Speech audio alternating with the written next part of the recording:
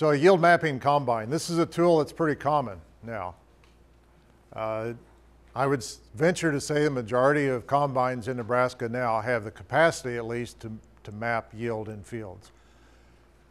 The capacity means that you have the sensors in the combine, and most combines sold today are going to have the sensors built in to measure yield flow. And then that needs to be coupled with the GPS receiver. And fewer combines will have the GPS receiver added on to measure yield, to map yield. The last I knew, I would say about half of the combines that are equipped for yield monitoring actually have the capacity with the GPS receiver for mapping yield. But anymore is a common option for farmers to be able to do that. These are some of the components in the yield monitoring system. Kind of the heart is this grain flow sensor. This is equipment out of a John Deere combine. But basically, the sensor is a plate. The grain, as it's gone through the combine, it comes up through a clean grain elevator before it goes into the bin. It goes around that auger, and as it circulates past that auger, it pushes against a plate. And there is a load cell behind that plate. The more grain flow you have, the harder it pushes on that plate, and so that translates into yield. That measurement then is coupled with this sensor, which measures soil or grain moisture on the go. So as you go through the field, you may have slight changes in grain moisture, and so you need to account for that in calculating grain yield.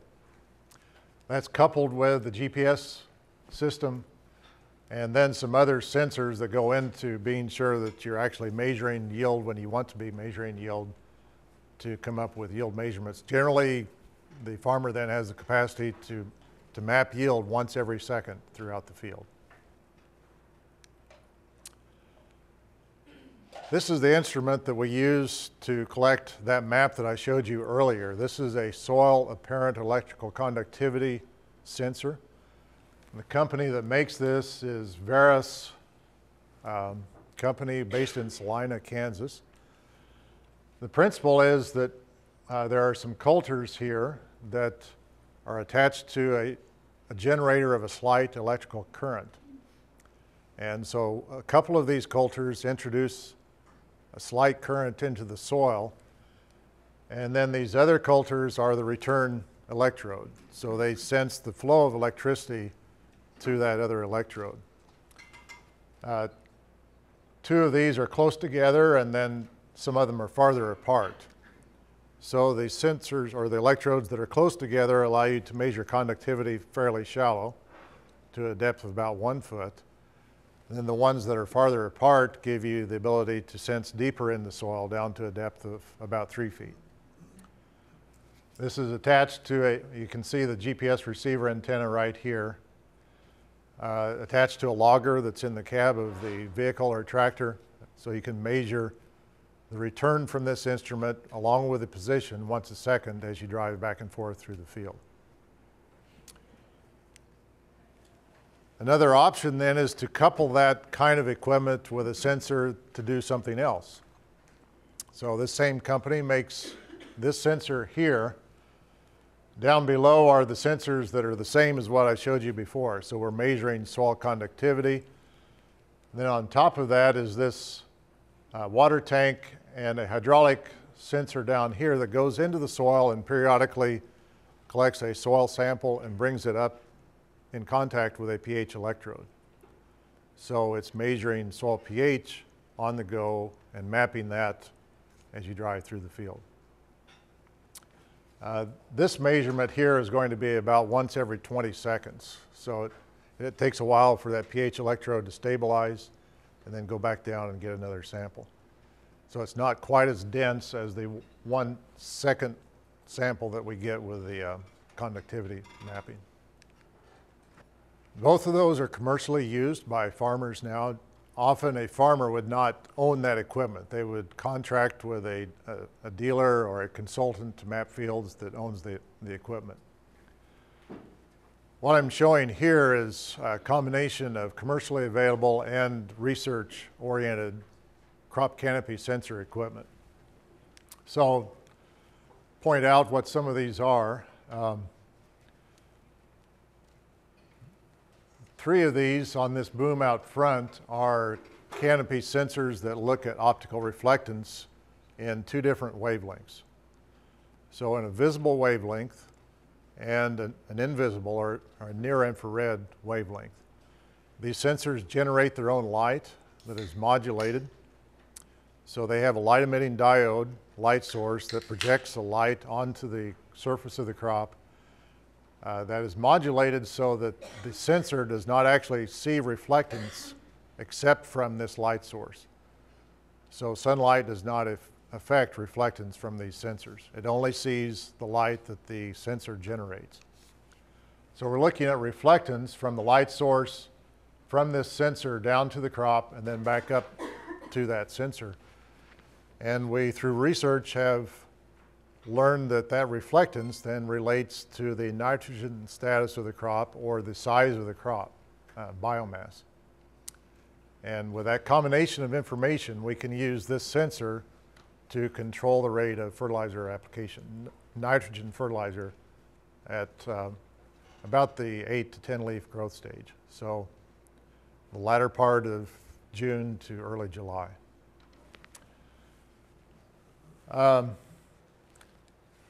These 2 sensors back here are a different type of crop canopy sensor. They are measuring very similar kinds of information, but instead of a light emitting diode, they use a laser.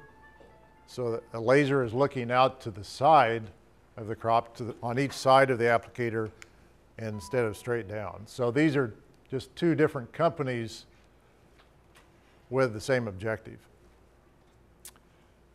Okay, a question about the sonic sensor.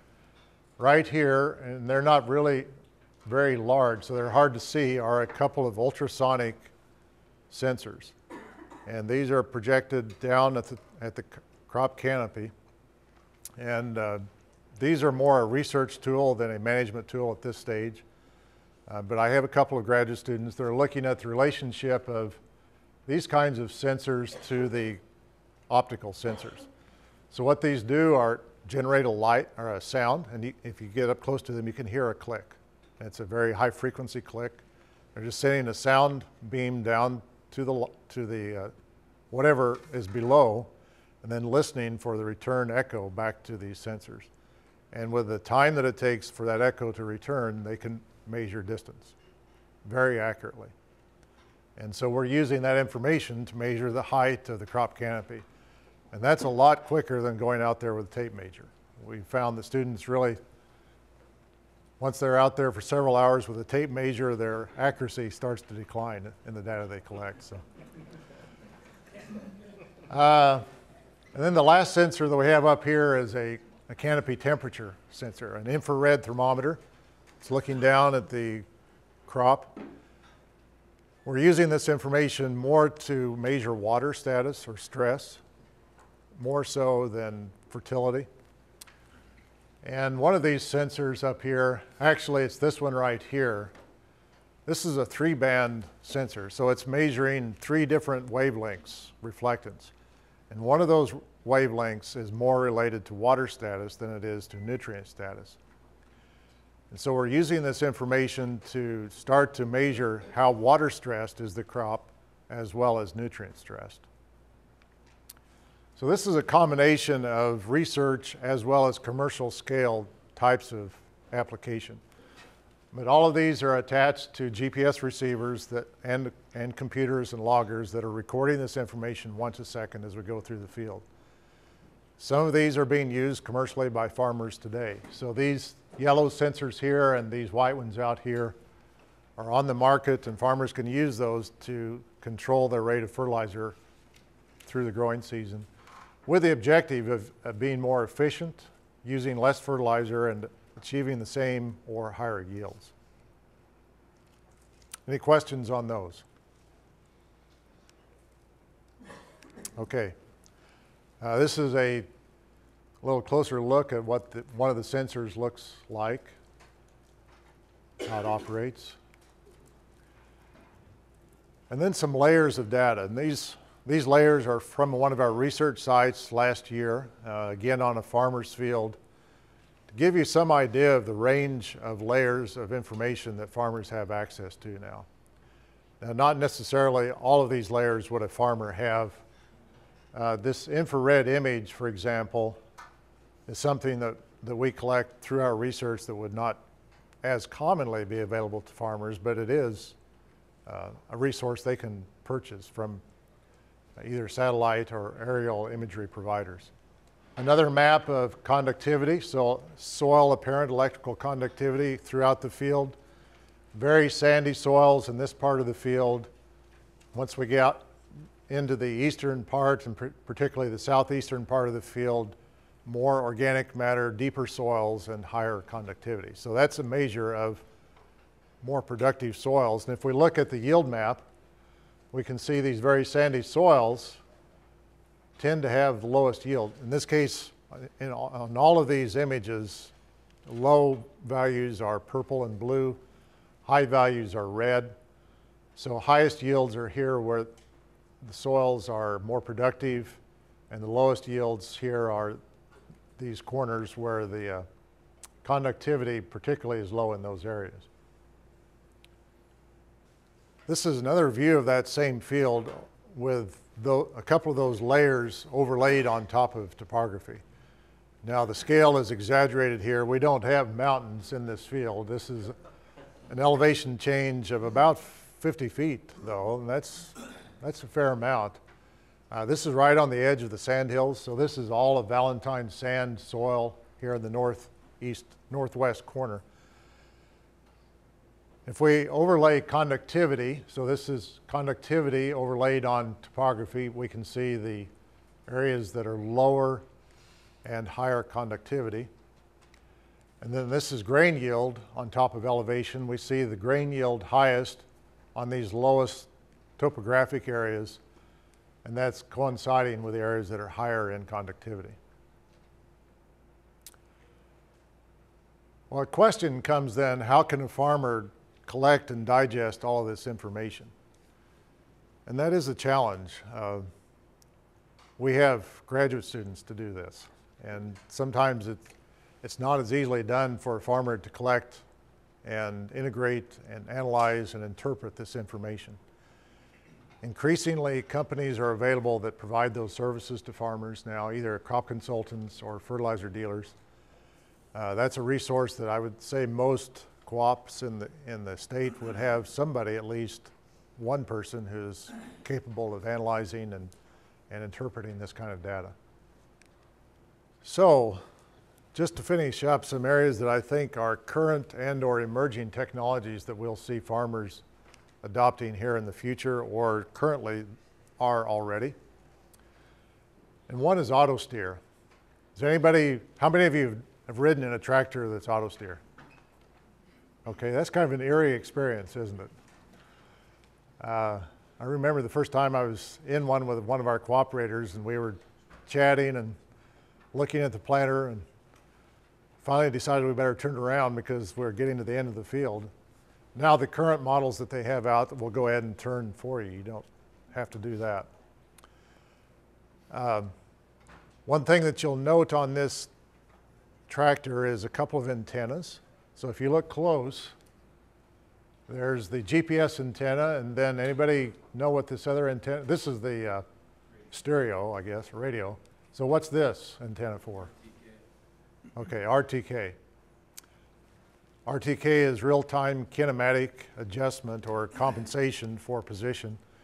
And that allows this tractor to be driven within a couple of inches of the desired position.